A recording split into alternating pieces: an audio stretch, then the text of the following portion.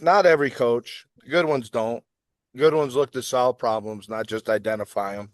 You need to be an advocate for that kid because that kid's essentially coming in, busting his hump for you.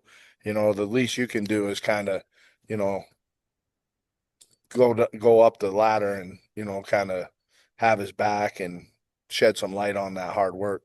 Like everybody thinks basketball is high to low, and it's a vertical game, but it's more of a lateral game if you're really gonna, if you're doing it right, and some of the best guys could just carve out space, and that's all leverage. And there's an understanding of that you get out of wrestling or you get out of, playing football or some of those contact sports. Welcome to the Winning Wellness Podcast. I'm your host, Mitch Schwartzman. I'm a family man, a coach, a wannabe athlete. After earning 3 master's degrees and countless certifications, I've decided that podcasting is how I'm going to continue my education in all things wellness, longevity, and performance. Join me to learn along. Was this the end of year one? Yeah, this is I got here last June. Yeah. And then I was kind of reading through and kind of catching up on your profile online a little bit. You've kind of been like hanging out in Utah for a few years there. Oh, yeah. What's going on out there? You loving the area or what? Yeah, I like the area, and my wife's got a good job, and we got a little side hustle with some property rentals and things like that out here. So, we kind of dug in, I guess. We dug some roots in, and you know, I was down at BYU since 2016 after I left SLU, and then I stopped working there 23, I think 23, and then I went down to a junior college. It's called Snow Junior College. It's the way I describe its location is if you go to the middle of nowhere and then you keep driving 10 miles south, that's where Snow College is. But Nice. yeah, it's just in the middle of nowhere, Utah. There's like 4 streets in town, 1 stoplight, and you just pass through. And the LDS is pretty strong out here, especially when you Sure. get outside of Salt Lake. But they had a couple temples down there that people would go and visit. I think you guys got one near your school. Yeah, just off of 40 there. Yeah. Yeah, yeah, they're all Yeah. over the place out here. I But uh but then yeah, so then when I was working at Snow, it was great. The junior college really taught me the value of time, and I think that's I really enjoyed working with the kids down there. It's a population where I got back in training all the different sports. They had a really good football team down there, so it was cool to see, kids come in and for whatever reason they're in a junior college. Maybe it's grades, maybe it's, they got to develop a little bit more. Maybe they just want to play the game and that's their opportunity. And obviously the resources weren't great. We had a great weight room. We had like 11,000 square feet. We yeah. had like hammer racks, and it was just bars and plates. Bars, plates, and racks, and it was a lot of fun. Kids would tape up their shoes just to get another couple days out of them. We're like here, damn, we're filling up their lockers with shoes every other week, Yeah. and it's just different, and it was cool to get back to that and get back with people that just were, I don't know if you'd say for the right reasons, but for the love of the game. Yeah. And up here it's a little bit different. Obviously, the expectations are a little bit higher. Competition is a little stiffer, and you got this NIL piece, and I mean, kids are making generational money now, and it's different, Yeah. but I think yeah. And then when I was down at Snow, I didn't have to work weekends. I didn't have to, do any of that stuff. So I skied like the first year I was there. I skied like 60 times that year. And then last year I skied about 45 times. And then this year I skied zero. Yeah. So, it definitely taught me the value of time. And I didn't bring my work home with me as much. I think that's something that we all do in this business. You don't get into it if you don't really care about the kids. And, when you do that, it kind of forces you to take stuff home, and you're working the job 24/7 even when you're not there. But down there everybody it was participation based, and when you were done, you were done. Yeah. And yeah, I really like that. I really didn't want to get back into it at this level. um I said I would do it for two guys, and then Al Jensen, he got the head basketball job here, and he's an alumni. And I don't know if you remember, but when I was at St. Louis, Rick Majerus brought me in, and Al was like Rick's Rick's is like his son. So we got to be friends back there, kept in touch over the last 20 years or so, and then he got this job, and I was like, yeah, I'll come up, you know, help you out. And my wife works up here too. She works up here at the orthopedic center over at the hospital. So yeah, it's a good setup. Okay. Yeah, We just great. gotta win some games so we can keep it. Yeah.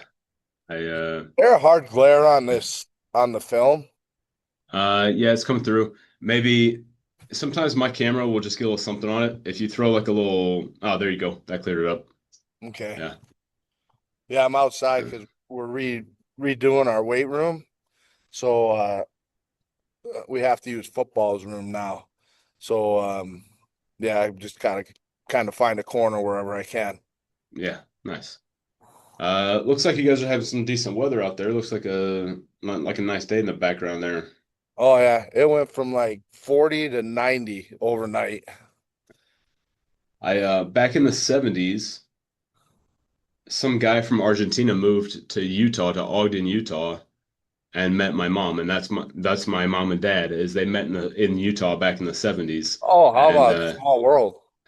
so it's I lived there for a little bit as a kid, but my whole life I go back to Utah yearly, every few years, something like that. So I got a million aunts and uncles out there from both sides of the family, and all the cousins, and even one of my sisters is living there in Ogden. So Oh, that's cool. Is yeah, that's why you were here for that clinic a few years ago? it's always easy. Yeah, that's always an easy one to just see family and then knock out a clinic that's out there too. So Yeah, that's yeah, cool. Next time you're here, hell, you should come down, check it out. that'd be great. Yeah, Yeah. it's been a couple years since I started having kids, so I don't I don't jump out there quite as often, but Oh, well, yeah, congratulations. yeah. So we're Matilda's 8 and Mac is 6. So Oh, yeah, but you're busy. yeah, but yeah, it's always a good excuse for me to get out there. I love Utah in the summer. You Oh, got you got dry heat, low bugs. It's not your swampy Missouri mosquito stuff. oh, Yeah. it's not swampy. It does get hot though, and forest fires are a new thing out here. I never saw those before, but those are real. Yeah, we don't get too many of those in Chesterfield, Missouri. I'm gonna try to scoot over here to the other side.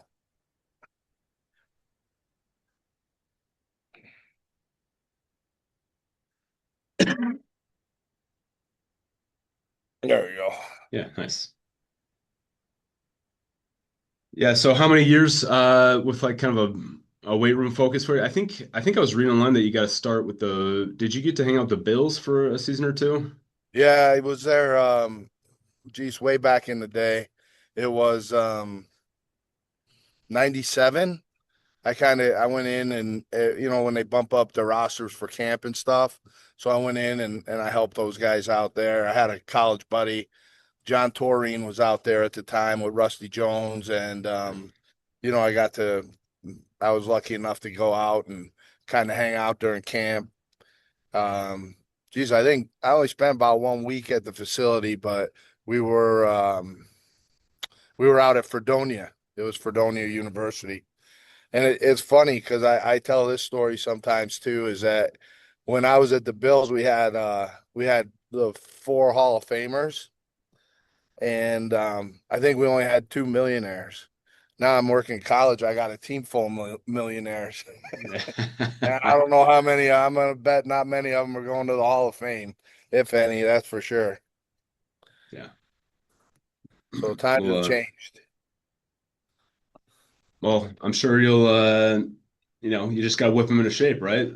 Yeah, That's got to be the factor, right? It's got to be their yeah, bench press or their squat, right? yeah. Uh, I think that, speak to that point a little bit.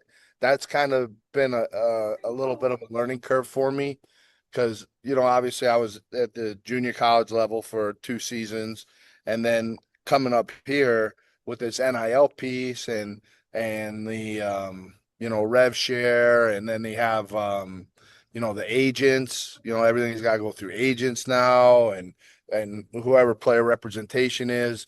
And yeah, I really wasn't sure how to navigate that landscape, but you know, after having a year under my belt, I think it just comes down to coaching.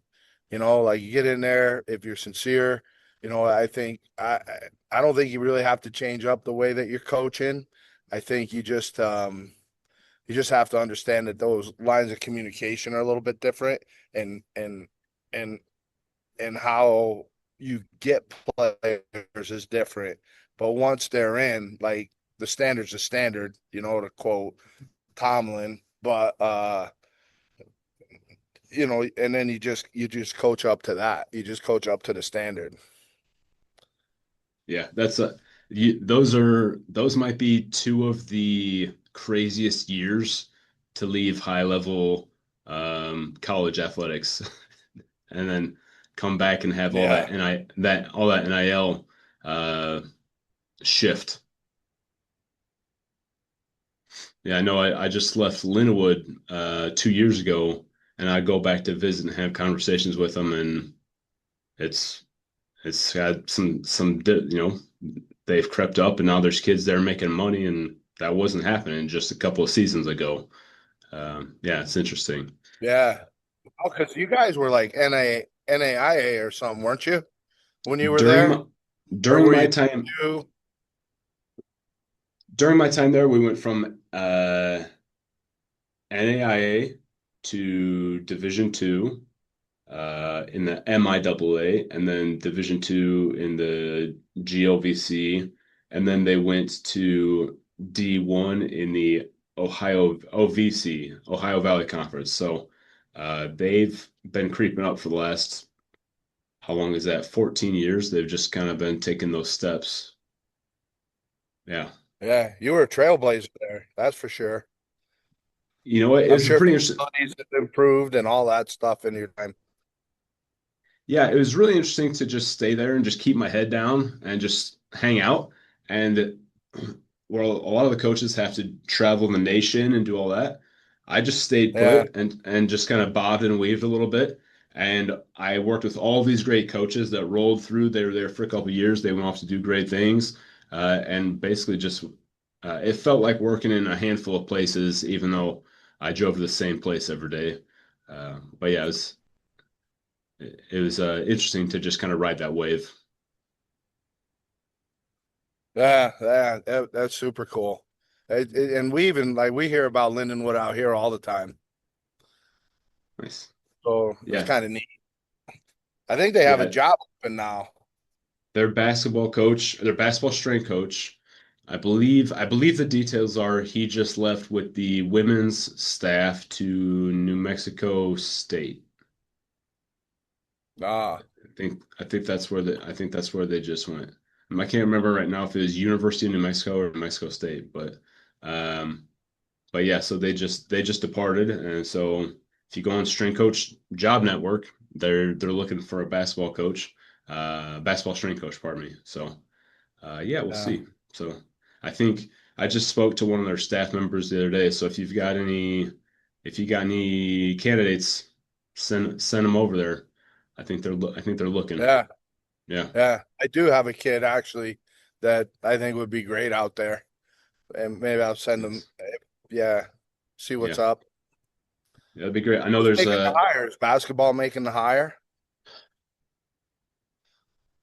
I would think so, but I think that the women's staff is I think they have to replace the women's staff as well. So maybe it's the combination of the men's staff, and then they just got a new strength conditioning director like 3 weeks ago as well. So um, he will be hopefully involved. But so I don't know Uh, if you remember Michael Reese.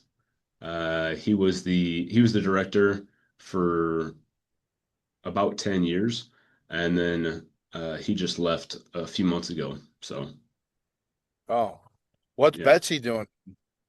she in like 2018,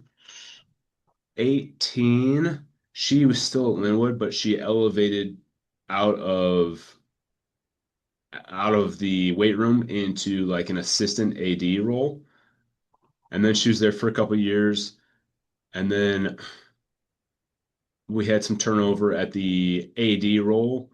And think I think it didn't go the way she wanted. And then she stepped away to do I couldn't tell you what in the corporate world. And now she's reemerged. I saw her recently online a couple of years ago. She's got I don't know if this is her main role or but she has a it seems like it's a business leadership education professional development. Oh, So um, I don't know all the details, but I kind of like her for that role. She was a pretty good leader in my time with her, and I kind of stole. She's very big on servant leadership. love it. I don't know if I ever heard her say those two words together, but just observing her and then later catching wind of that phrase myself, I was like, oh, she was a major servant leader. So that was one thing I kind of picked up from her, or I tried to anyways. So yeah. Yeah, she put a lot of good kids out. She put a lot of good people out into the field. Yeah, it is a little surprising how what a hotbed that kind of was to just send people out. So, Yeah, whether it's we hired. I think Alicia was her Alicia name. Watson, yeah, Yeah, yeah, and I think she's been at Wash U for a while. yep. I don't They know if she's still there or not, but she did a really good job for us at SLU. she's still at Wash U as of maybe 2 months ago. I had a little phone call with her. Oh, Yeah, I think she's still married and all that stuff. I think she's doing good. Yeah, Yeah, awesome. I That's think cool. I think she's gonna be a St. Louis lady Yeah, for quite a while. Yeah. nothing wrong with that. I really like St. Louis. Yeah, Miss it. I miss the food for sure. I like yeah, I like the place. I had hopes of traveling a little bit more with my job, and my wife d decided that wasn't for us.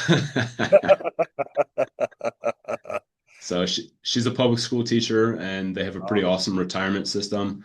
And then also I had some job opportunities pop up right as soon as we became pregnant with our second, and so she had a whole lot of negotiating power at that time. So yeah, yeah, that's all right. yeah. But no, we're happy. This Maryville thing has been pretty great. So That's this might be a place to stay for quite a while.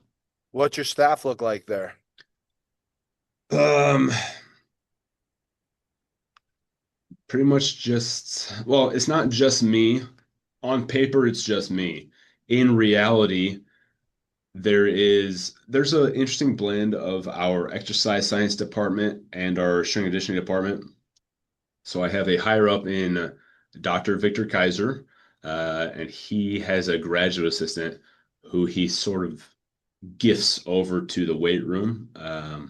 Our previous one was a CSCS, so he did a whole bunch of coaching, but he's moved on now. We haven't hired the next one yet, so it could be another stud who's got his CSCS and is able to do a bunch of coaching. It might not be that way. And then what we do is I'll do all the programming, but we'll have undergrads supervise the weight room. They won't be coaching per se, but that way I can be in and out of the room Hmm. and they can still help out and maybe get equipment or maybe just assist or spot or something like that. So, Yeah, set um, up, breakdown. Yeah, just all the logistics. so it's Because how a many it's sports do you have? in the in the last 4 semesters we've had between 19 and 21 teams use the weight room. And Oh, then as far as teams on campus, we've got more like 25. We treat our ACHA hockey teams. We try to treat them pretty serious. So we've got 1 to 2 of the women's teams will train in the weight room with myself or another CSCS coaching them, and then we just so announced. the hockey team, huh? So right now we've got 5 hockey teams. We've got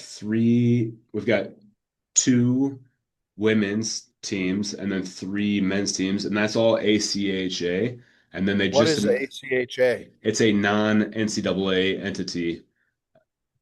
So sort of like a conference, sort of like a entity for student life sports. Like club? Club, yeah.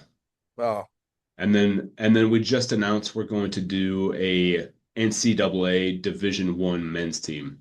oh, that'd be great. So that will start this upcoming year. They will go, they won't be fully fledged. They got to do all the cross the T's and dots the I's and do the whatever you call it, the interim year or two as they Yeah. sort of build it out. But and then I think the move is to I've heard this, I don't know this. I think they're going to possibly match that with the women's team shortly after, and then maybe take the whole university in that direction. Where are they going to Um, skate? You guys don't have a rink on campus, do you? there's nothing on campus, but not too far away in Chesterfield Valley is the city put in an ice rink. Maryville pays to put their name on the rink and to garner a sheet of ice. And then prior to the team being announced, somebody raised $5 million to put in a new sheet of ice at the facility that will be like our sheet of ice for our team. Oh, So I so definitely don't know. you'll have a designated rink just for Maryville hockey. Yeah, Oh, that's awesome. yeah, could be good, and it's not too far, and yeah, it could be a good thing. It's just Yeah. just a straight shot down the highway, just a little bit. Yeah, Yeah. Is it near like where the Blues facility was or is? They were out there by good. that mall. Okay, so Blues went from the St. Louis Mills Mall, which was a little bit more in the St. Charles, like off of Highway 370, and then they transitioned to the Centene ice rink, which was on the grounds right by Hollywood Casino, not Ameristar Casino, but in Maryland Heights. Oh yeah, out there. Um, Yeah. and then so That's out now, west a little bit, out west from the city. yeah, yeah, Yeah, yeah, not too far. So now they're still at that Centene facility, and yeah, it's not terribly far to get over into Chesterfield and the Valley, or just a handful of miles away. Yeah, yeah. That's good. That what a setup. That's where I cut my teeth. I cut my teeth with hockey at Ohio State. yeah. Yeah, it was awesome. Wouldn't trade it for the world. I sort of missed the boat on hockey. I got so lucky with my Rams internship with Rock that I thought football is the best. That's where I want to be, and that's why I hyper focused on that for a handful of years.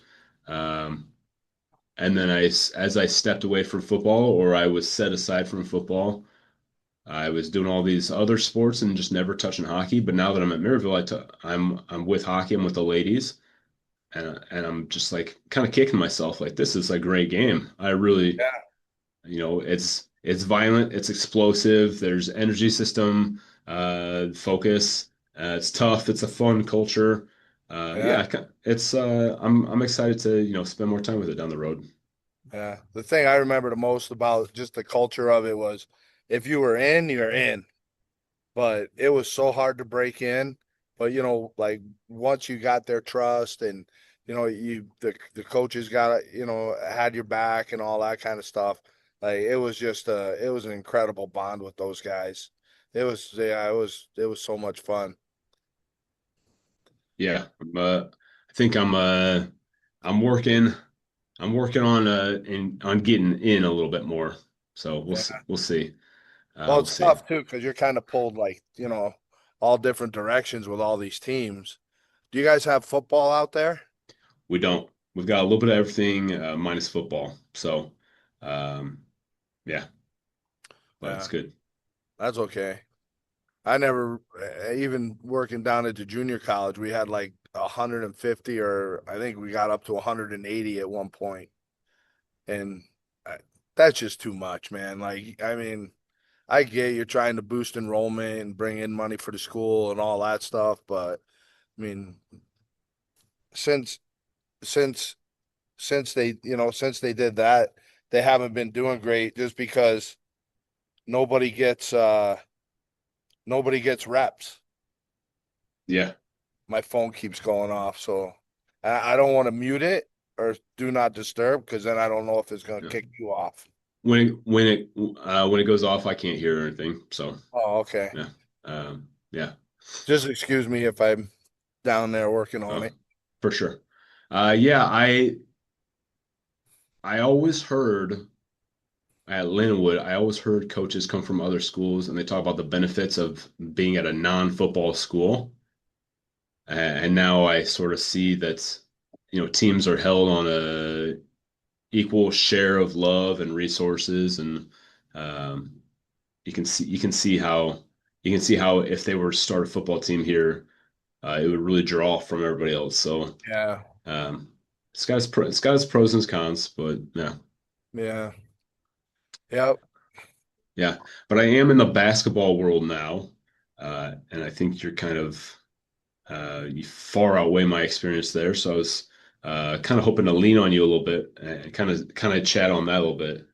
So you've got whether they're your your paid guys now, or you're at Snow College, or you're at SLU dozen years ago or anything like that. Um, what do you look at as like KPIs? What do you measure, particularly with regards to health, performance, and then that conditioning test? Because every coach is going to talk about how out of shape their team is. Oh, not every coach. Good ones don't. Good ones look to solve problems, not just identify them. And you know, as far as like the numbers that we take, we do all the force plate stuff. So we have a sports scientist, Gretchen and Anna. They're measuring our guys on the force plate. Uh, in the off season, it's twice a week. We do it once in the beginning of the week and then once at the end of the week to gauge fatigue. And then we do catapult, like the whole load management thing. Our head coach isn't really into the numbers as much as, a lot of these new guys are, but our assistant coaches, they'll use it quite a bit. So, I say we, but it's really them. It's Anna and Gretchen will prepare, weekly reports and kind of send them up the line, and we get to see, how much the guys are moving, who's participating more than others, who might need that extra work, and who needs to focus more on recovery and nutrition. And then the basic numbers that we get basically we just follow the combine. We get all their anthros, so we go height with shoes, height without shoes, reach, wingspan, body weight, hand length, hand width, and then they compare them to their NBA comparables, because every guy that plays D1 is going to the NBA, right? So we got to tell them who they match up with, which is always kind of interesting because we ask them who they think they match up with, and then they'll tell us, and we'll make note of it, and then we actually run the numbers, and more often than not, it doesn't really match, but sometimes it does, or at the least it's enlightening to the guys because we'll present all of this in a player development plan to the player, to their representation, whether it's their parents, their agency, their managers, whoever it is, just to kind of show, what we can do. And that's kind of hard because really, like, you're just turning the roster over every year. You really don't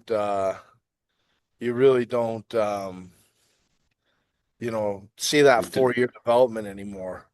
Like when we were at St. Louis, like, I mean, we had that phenomenal team that I mean, they were 3 years in a row and we advanced every year through the tournament. And, that's because we had all those veteran guys, and Jarris coached them up, and then Coach Cruz took over and just kind of, you know, kept it on tracks. And yeah, and those guys killed it. But I mean, those were all 2 and 3 star guys. So you're not just pulling them off the tree and doing that. There was a lot of development and teaching and everything else that went into that. And then some of the other numbers that we get, we do the combine testing. So we do the lane agility, reaction shuttle, 3/4 court sprint, vertical jump, max vert, all the stuff you see in the combine. Yeah. And then we just we'll do a historical trend on it for each guy, and then we'll do again their NBA comparables. So they might fall within a certain percentage of the last 20 years of the combine because our sports science department will track the combine data back 20 years. They build all that stuff out. And then when you train them, are you training them again, are you developing them so that they can showcase at the combine, or are you developing them for basketball performance? Developing them for basketball performance. I think those numbers will indicate, what kind of athlete they are. And it's funny because I always tell the kids, your numbers tell your story, especially now, like, where there's money to be made. And, I mean, the people spending the money are going to be, have a little bit more scrutiny on how they're spending. And, the players have to understand that they have to elevate their game if they want to be in that upper echelon and, increase their earning potential. So, your numbers tell your story. So if you're a piece of trash, and you're coming in and, just kind of wasting your time training and all that, then, then you know your numbers are gonna reflect that. And we just had like some crew just walk by, but yeah, it just you got to have that ownership in training, but it all goes back to the court. I think Bobby Hull, just to reference hockey again, I think he went into the Blues or something and they had some kind of fitness test, or, they wanted to do like these strength tests, and they had a leaderboard in the weight room. And there was like, I don't know, 12 guys up there. And he goes, oh, and he refuses to do the workout as the story goes. And he goes over to the board and he goes, how many of these guys played more than one season? Or, like their contribution, on the ice wasn't, nearly as good as what they would hope with all those guys that were on the leaderboard and all that stuff. So yeah, you focus on what's good. Yeah. You focus on what they need to do, which is be available for the coaches, out on the floor. And Yeah. we're always trying to put weight on. So we work pretty hard with Meredith, our nutritionist, and we'll do pre and post weights and all that stuff, so we don't get any kind of creeping weight loss and all that, because body mass and its correlation to your durability, and then couple that with the Big 12, and these guys are, I mean, hell, we're pulling guys. There's teams pulling guys out of the G League now. and we even got guys that are coming in next year that are still playing pro over in Europe. Yeah. So I'm like, uh, like you guys, you got to take care of your bodies, man. I know we're not a pro schedule, we're only playing 30 plus games, but at the same time, like it's a grind and you got to take care of yourself. What's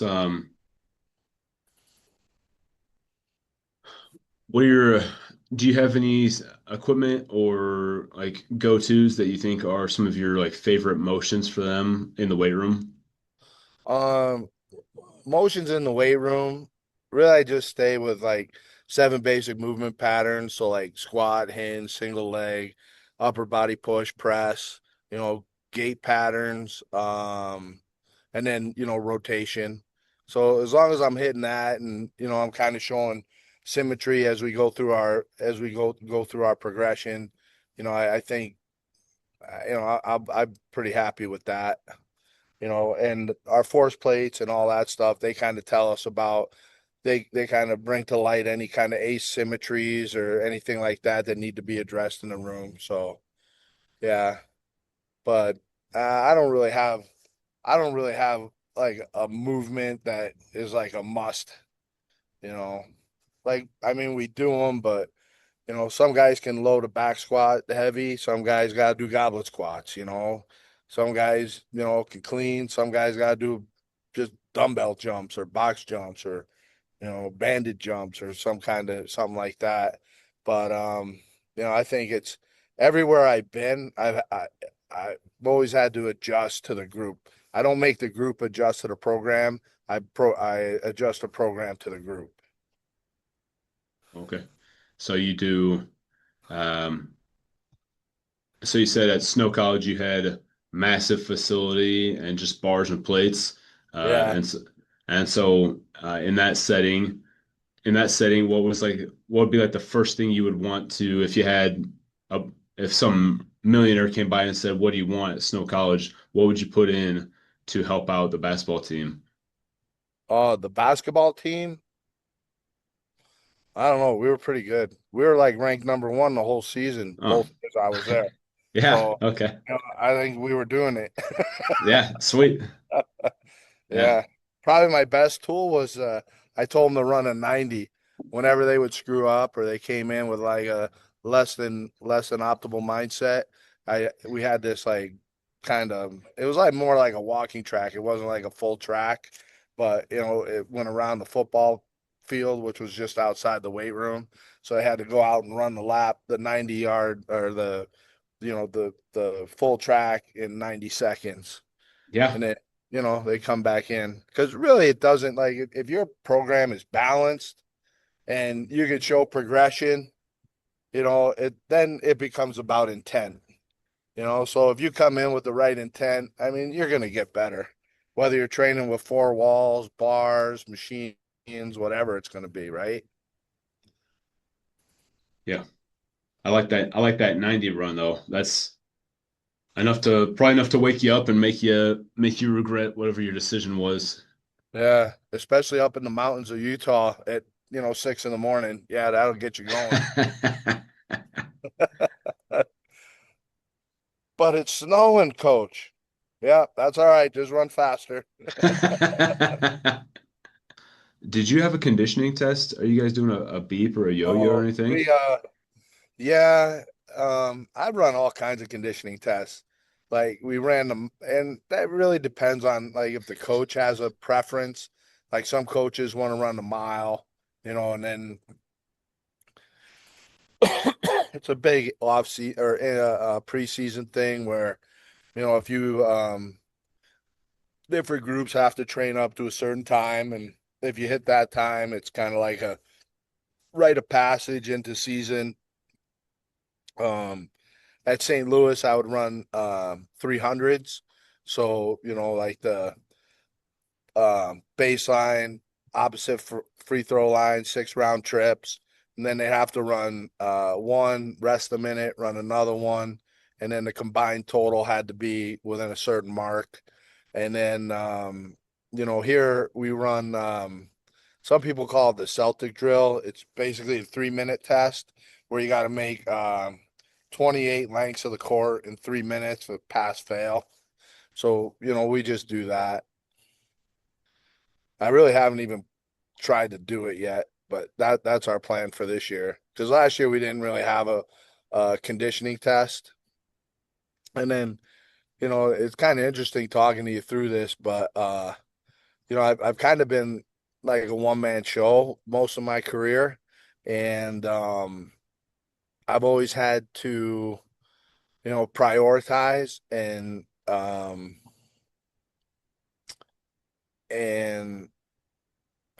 where was I going with that? But it was you know, I never really did it. I was like, you know what? If you guys are coming in, you're training and you're practicing, like, I mean, you're gonna be in shape, right? I didn't necessarily need a number to quantify that, okay, you're in shape, you know? Yeah, I know. I'm a little torn on it as well, and I feel like observationally, I see way more teams just like condition themselves into oblivion instead of losing championship games because they were tired. Yeah. I don't so I'm always looking for a little bit more rationale on how important how important is that 1 mile run or the gassers or whatever it is, and just trying to keep people healthy. So Yeah. do you say was it 28 basketball lengths in how long? Yeah, in 3 minutes. 3 minutes. Like Okay. elite players will do like 32 plus, you know. And then you can measure the protocol measures every line. So like you could go, you could get like you can improve by a quarter length, you can improve by a half length, you can improve by 3/4 going to the opposite free throw line, so all those lines kind of count. Yeah. Yeah. Okay. I don't Yeah. think I'm going to get into it that big because one, I don't think our guys are going to really be in a mindset to compete on that. I'd rather have them compete, in the basketball drills and stuff. Yeah.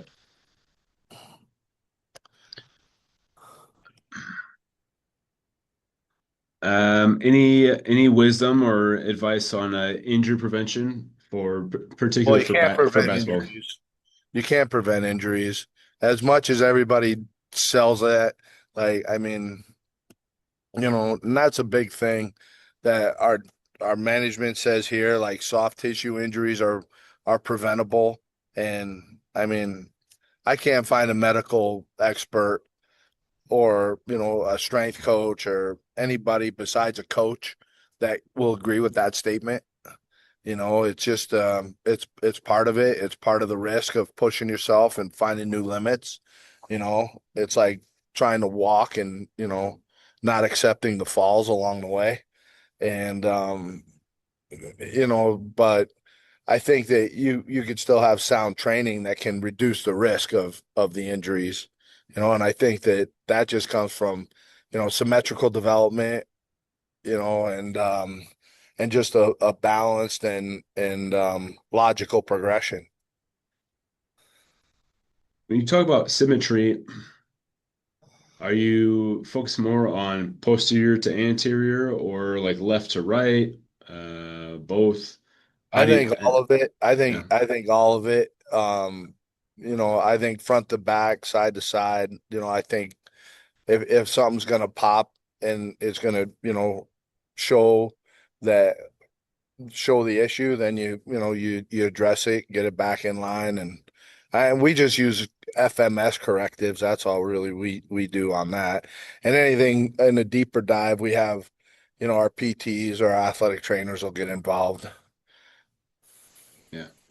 Do you when you go on left to because I think front to back you can basically assign the programming to focus on different muscle groups. But how about left to right? How do you like to tweak that? Like let's say the left leg is lacking on whatever motion. Do you perform that leg first? Do you do extra reps at the end? Well, we've kind of done it all. depending on the severity of the imbalance. Like we got a kid coming back off an ACL now, and I don't know if you remember the old King Kong machine, or the Biodex, I think they Yep, yep, call yep, it. yep. So that's kind of a controversial test because the functionality of that test as it relates to the court is kind of, up for debate, but it does show, it does show us, you know, asymmetries, and our PTs are really into it, but training for the game, you're not really going to train for that test. You're not going to sit down and just move that one joint, and so it's kind of hard to see progress on something that you're not training for. But yeah, so he was coming back from his ACL. We were doing a lot of bilateral stuff, and then um, both legs were getting stronger, so the discrepancy stayed the same.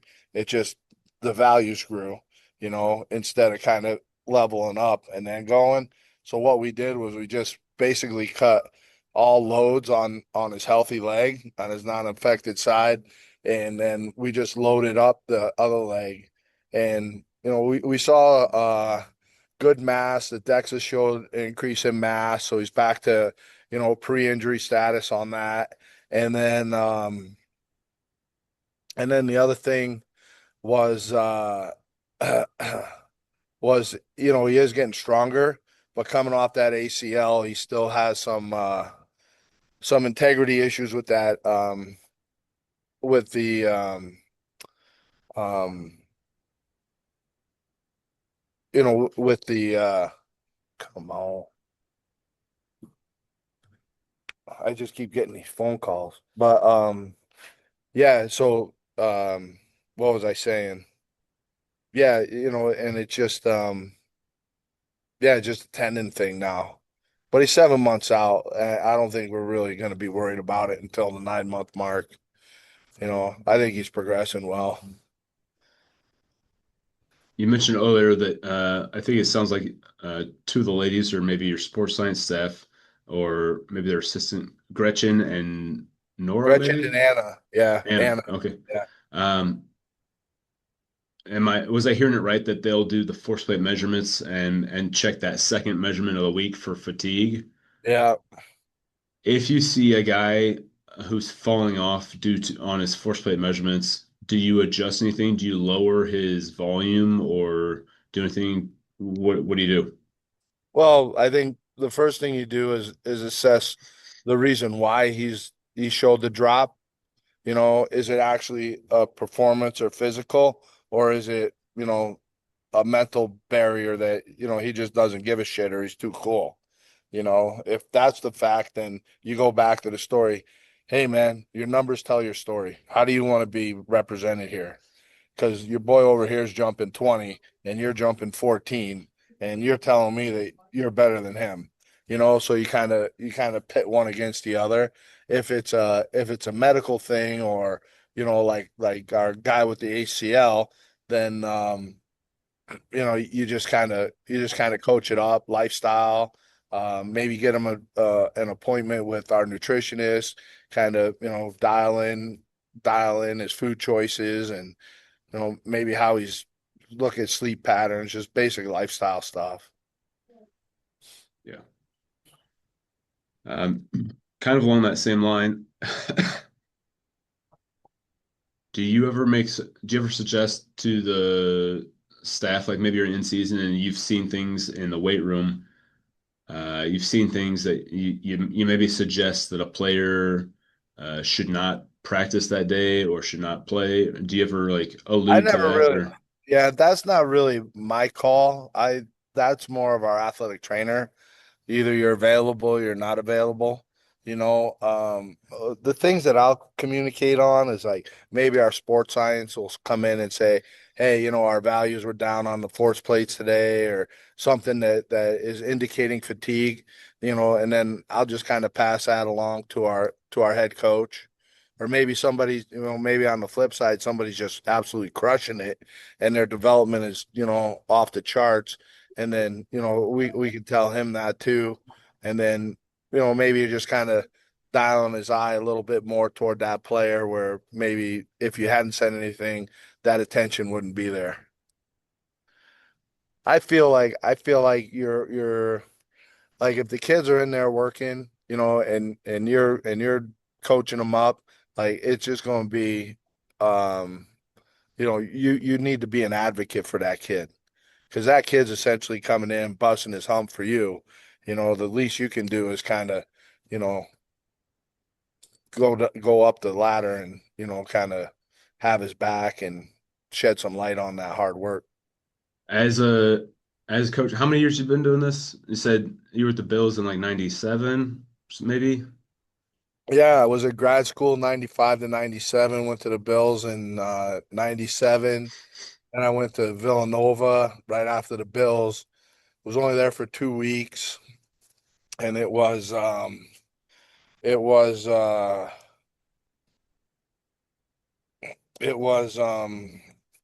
traffic was brutal. So then I interviewed at Ohio State during an Indiana Ohio State football game, and like the traffic around the shoe was nuts, but it wasn't nearly as bad as Philly traffic. So I was like, "Is this as bad as it gets?" And Shep, who hired me, he was like, "Yeah, this is it. This is game day, man." I was like, "All right, I'm in. I can do Yeah. this." Yeah. And uh, Nice. and then from Ohio State, I was an assistant there. And then I went to Wright State, which is just 60 miles down 70 in Dayton, Ohio. And then from Wright State, I went to St. Louis, 9 years in St. Louis, to BYU, 7 years at BYU, 2 years at Snow, and now 1 year here.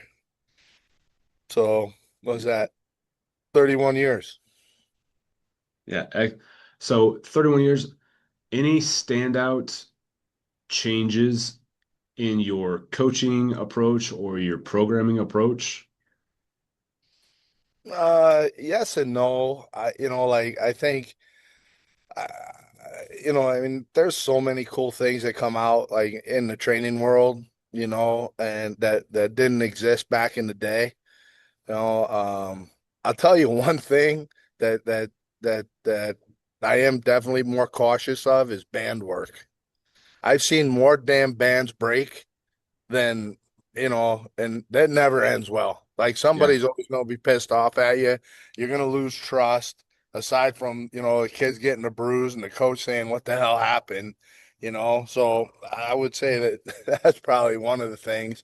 But, as far as programming goes, um, especially now, like in this world where it's not just you don't have the same kids, and once you go in season, I think it originated with soccer, but like the +1, +2, -1 of competition days, I've kind of gotten into that philosophy, base it off of as opposed to just, like a linear or an undulating progression.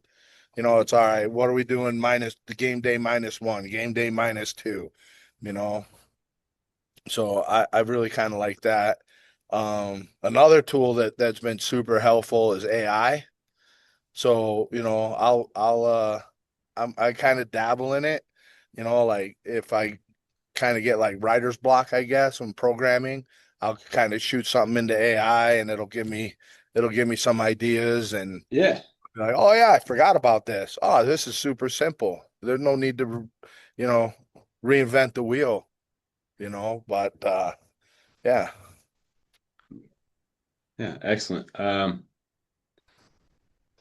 Yeah, that AI is I've just gotten on it a little bit myself, and it's pretty fascinating. We'll see. Yeah. Yeah. Yeah. Kind of scary too. Like like you hear all the horror stories out there, people, taking your image and jacking it up with, oh, AI did this or AI did that, or hell, even on the gram, like you don't know what posts are real sometimes and which ones are Yeah. generated. I trust nothing at this point, but Oh, I live by the gram. Yeah. Um, these athletes that you've been working with for a few decades now, is there are there any commonalities when you talk to them and you get to know them a little bit about what they were doing as children? Because I got those young kids at home, and who knows how serious they're going to take athletics and what they're going to really sink their teeth into. But have you noticed anything that so many great athletes, whether they're just great at their sport or they're great people, a little bit about their childhood or their youth exposure to movement? I love multi-sport athletes. I love them. Like we had a kid that was in here yesterday, recruit, and I I love this pedigree because his dad wrestled. The kid played baseball, football, ran track. Um, obviously played basketball, and I don't know, I'm excited to work with him. And it just I don't think you can't really supplement, like getting out there and playing football and having that contact and, having to learn leverage and all that stuff. Like even, our guys, like our post players, like the best ones play low to high. Like everybody thinks basketball is high to low, and it's a vertical game, but it's more of a lateral game if you're really gonna, if you're doing it right, and some of the best guys could just carve out space, and that's all leverage. And there's an understanding of that you get out of wrestling or you get out of, playing football or some of those contact sports. Yeah, I know they show there's some good data on like how many guys in the NFL Super Bowl game, how many of them were multi-sport athletes, or in the NBA, how many of those guys were multi-sport athletes, and how it impacts their injuries. And not only do they get injured less, but they recover from their injuries faster. Is Yeah, yeah, developing that base, that athleticism seems to yeah. carry on. That Yeah. resiliency. Yeah, they just become resilient, you know. And like that's the biggest challenge, like at this level, it's just the workload. Like I mean, everybody's got the talent up here, but can you show up and be an everyday guy? And we struggled with that quite a bit last year. Like we had a lot of dudes that'll show up and, they're great on the 1-on-0 and they can put on a dunk show and all that stuff. But, defending or playing the team game and all that stuff, you know, they struggled with that. And then, it just, oh, today you're tired. Well, guess what? You still got to work. You still got to play. You still got to travel. Like, I mean, and just being able to overcome that, I think, is having that discipline of playing, multiple sports. And, I think it keeps it fun too, because like things change. Like you're playing football, you're not playing basketball. You're playing baseball, you're not doing either of the other two, and just kind of keeps you engaged, keeps you fresh. Yeah, it's very fun right now with the young ones. We'll put the soccer cleats away and take out the wrestling shoes, and then we take put those away and we bring out the baseball glove and whatever it is. And Yeah. uh, I've got my little girl is doing a in 2 weekends. She has a dance recital on one day and a taekwondo bow staff competition on another day. So Awesome. How yeah, cool is that? Yeah. yeah. So, but yeah, so we're just kind of throwing everything at them and seeing what happens, basically. Uh, Yeah. yeah. That's cool. Let them forge their own path. Yep. Yep. It's cool. Um, so this is the Winning Wellness podcast. So with Winning Wellness, my mindset is that obviously we want our athletes to win athletic competitions. It's pretty kind of like black and white if they are being successful or not. Um, but some people need to win their wellness. It might be your neighbor who needs to drop some weight or start going to the gym again or whatever it is. Do you have any advice or like a go-to that you think it's the biggest thing that people are not doing? to win well? I think my secret to that would be run your own race. Like I was hyping the gram before, but I mean, it can be a terrible thing if you're comparing yourself to all those, AI generated bodies and mindsets and activity levels. I mean, that's a very small window that you're seeing it through, and you're not seeing a big picture on it. So it's important to keep in mind that you got to run your own race, you know, and maybe your perfect wellness um, isn't having a six pack. Maybe it's be able to, go on a hike or, walk your kids around the neighborhood or, like you said, play ball with the young ones. And so I think it's just a matter of running your own race. And I don't think it's necessarily what you got as far as, like your physical package. I think it's more how you carry yourself you know I mean, me and my wife joke about that all the time. Like if I'm not feeling, a certain way, it's all about, hey, it's not what you got, it's how you carry it. So, just having that confidence and, I don't think you can't move forward if you have that mindset. Yeah, I love that. Thank you. Yeah. That's I ask that question not every episode, but pretty regularly. And man, that's a good one. Kind of its own in its own in own department, basically. Yeah. Yeah. Um, are there any questions I have not asked you that I should have? No, I don't think so. Okay. I mean, it's your podcast. If listeners want to get a hold of you, is there any good way to reach out? Yeah, they can reach out to me off of the U Running Utes website, or I'm listed under the men's basketball staff, and they can email me there, or it's ewshork@gmail.com. Awesome. Yeah, Hey, but I thank you think so. you said that if there's one thing, and not to necessarily bash the field, but it's a really hard field, and especially like you see all those guys on TV and wearing their Oakleys and being out there in front of 110,000 running warm ups and you hear about their paychecks and all that stuff, but kind of going back to the point we just said is you got to run your own race. If you keep comparing yourself to those people, like it's okay to have aspirations to get there, but at the same time, you got to run your own race, and everybody's path is different. Yeah. You know, like that junior college really taught me that. Like I love my time there, and I felt like I was really making an impact. And that was very rewarding for me.